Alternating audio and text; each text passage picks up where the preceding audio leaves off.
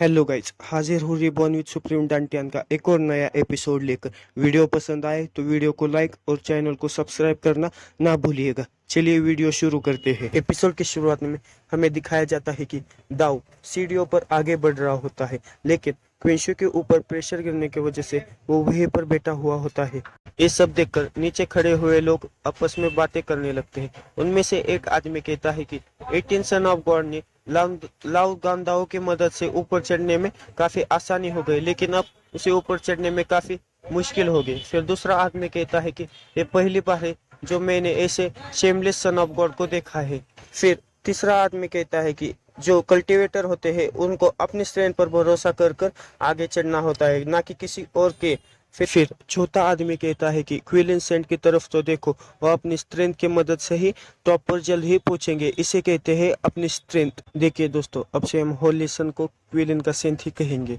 फिर Holi qilin Saint क्विंशो से कहता है कि 18 सन ऑफ गॉड जो होली मेडन है वह हमारे जस्ट आगे ही है, लेकिन जाने दो, तुम और भी कैपेबल नहीं रहे हो होली मेडन के साथ नहाने के लिए। फिर क्विंशु अपनी जगह पर से उठते हुए उससे कहता है कि किसने कहा मैं कैपेबल नहीं हूँ।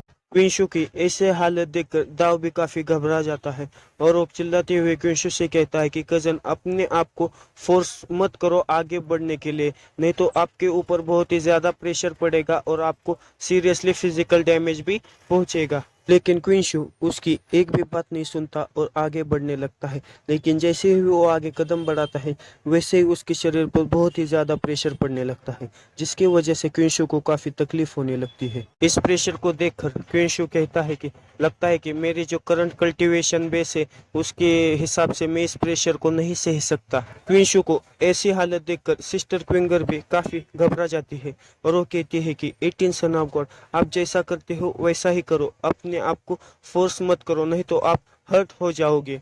फिर क्विलिन सेंट क्विंशु से कहता है कि उपाय के बदले उपाय, ये तुम्हारी स्ट्रेंथ के परे है। क्विलिन सेंट की ऐसी बात सुनकर क्विंशु अपनी सन गॉड बॉडी को एक्टिवेट कर लेता है, जिसकी वजह से उसका ऑरा चारों तरफ फैलने लगता है और उसके पीछे एक सन जैसी आकृति आ जाती है, जिसे देखकर नीचे खड़े हुए लोग भी काफी हैरान हो जाते हैं और कहते हैं कि ये कैसी पावर है। फिर हमें दिखाया जाता है कि क्विंशु के ऊपर एक छोटा सा सन दिखाई देने लगता है, जिसे देखकर नीचे खड़े हुए लोग काफी चौंक जाते हैं और उनमें से एक आदमी कहता है कि ये तो सन गॉड बॉडी है। फिर दूसरा आदमी कहता है कि ये तो बहुत ही पीयरलेस फिजिक है, क्या 18 सन ऑफ गॉड सच में लूजर है। उस सन गॉड बॉडी को देखकर यून भी काफी हैरान हो जाती है और कहती है कि मुझे कैसे नहीं पता था कि क्विंशु के पास सन गॉड बॉडी है। क्विंशु की ऐसी पावर देखकर दाव काफी खुश हो जाता है और कहता है कि कजिन, तुम तो काफी अमेजिंग हो।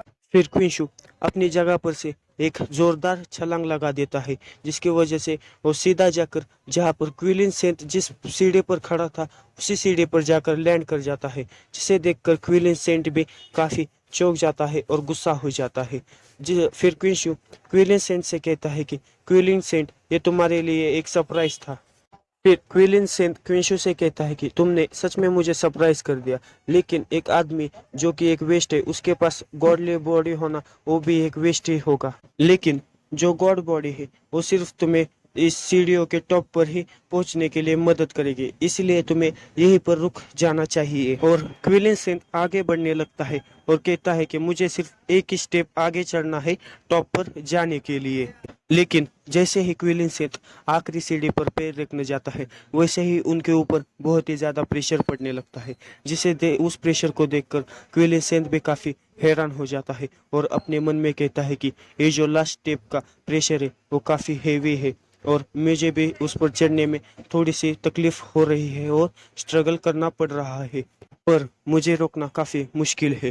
फिर क्विलिन सेंट क्विंशु से कहता है कि मैं आगे जा रहा हूँ अकेले टाइम बिताने होली मेडन के साथ, और तुम अपना टाइम ले लो अकेले खेलने में। ये सुनकर क्विंशु एक क्रीपी सा लुक देते हुए कहता है तो ऐसी बात है। ऐसा कहकर क्विंशु अपनी dragon elephant gel power technique को एक्टिवेट कर देता है, जिसकी वजह से उसकी चारों तरफ बहुत ज्यादा ऑरा फैलने लगता है और उसके प्रेशर की वजह से वो सीढ़ियों में भी दरारें पड़ने लगती है। फिर हमें दिखाया जाता है कि क्विंशो के चारों तरफ एक एलिफेंट जैसी बहुत बड़ी इमेज आ जाती है और उस इमेज के प्रेशर की वजह से वहां पर खड़े हुए लोगों को काफी तकलीफ होने लगती है और दाव को भी वहां पर खड़े हुए होने से हवा से तकलीफ होने लगती है। फिर क्विंशो उस टेक्निक की मदद से एक जोरदार छलांग लगा देता है और वो सीधा जाकर क्विलिन सेंट के सामने लैंड कर जाता है, जिसे देखकर क्विलिन सेंट भी काफी हैरान हो जाता है और कहता है कि आखिर ये कैसे हो सकता है।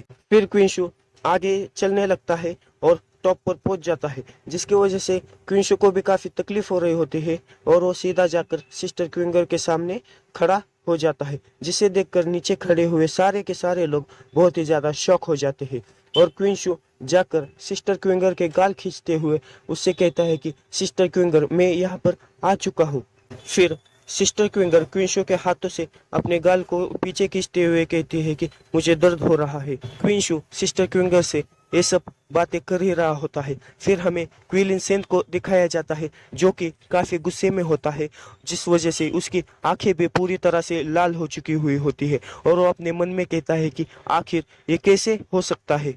लेकिन क्विंशो को ऐसा जीतता हुआ देखकर दाव काफी खुश हो जाता है और वो चिल्लाते हुए कहता है कि कजिन, आप तो काफी कमाल के हैं, आप डिजर्व करते हैं मेरा भाई बनने के लिए। क्विंशो को टॉप पर पहुंचा हुआ देखकर नीचे खड़े हुए लोग शॉक हो ही चुके होते हैं। फिर उनमें से एक आदमी कहता है कि आखिरी मोमेंट पर 18 सन ऑफ गॉड ने क्विलिन सेंट को भी पीछे छोड़ दिया और टॉप पर सबसे पहले पहुंच गए।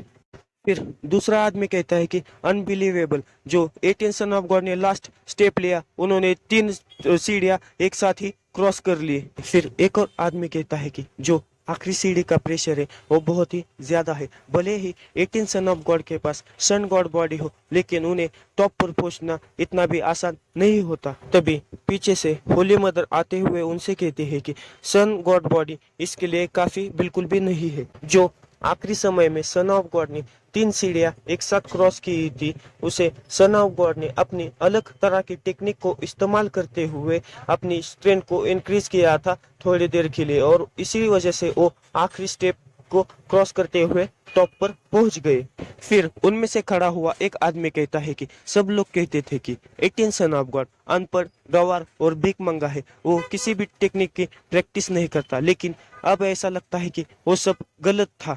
फिर दूसरा आदमी कहता है कि उसकी गॉड बॉडी और सुप्रीम टेक्निक की वजह से वो पूरी दुनिया में जल्द ही फेमस हो जाएगा। फिर होली मदर सबके सामने आते हुए उनसे कहती है कि इस समय 18 सन ऑफ गॉड यहोवा सेठ का इस कंपटीशन को जीत चुका है और जो सबसे इम्पोर्टेंट इवेंट है याउची का, वो है वे होली मैडन के साथ बात करना और इस समय का वो चूजन वन है 18 सन ऑफ गॉड क्विंशु, जो कि होली मैडन के साथ नहाएगा। ये बात सुनकर क्विंशु काफी खुश हो जाता है और वो सिस्टर क्विंगर को अपनी तरफ खींचते हुए क्विलिन सेंट से कहता है कि क्विलिन सेंट, अब मैं क्विंगर के साथ अकेला जाने वाला हूँ। ये बात सुनकर क्विलिन सेंट काफी गुस्सा हो जाता है और गुस्से से क्विंशु की तरफ देख रहा होता है और वो अपने मन में कहता है कि आज मैं इस कचरे से हार गया, ये भूलने वाली बात नहीं है और इस बात के बाद एम्परर के सन के लिए बैटल शुरू हो जाएगी और मैंने ये एक्सेप्ट नहीं किया था कि मैं इसके द्वारा बर्बाद हो जाऊंगा। फिर हमें थोड़ी देर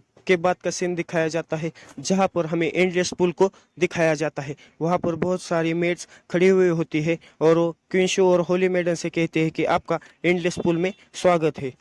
फिर क्विंशु सिस्टर क्विंगर को कहता है कि सिस्टर क्विंगर, चलो अंदर चलते हैं। और इसी के साथ यह वीडियो यहीं पर खत्म होता है। मिलते हैं अगले किसी वीडियो में। Okay bye.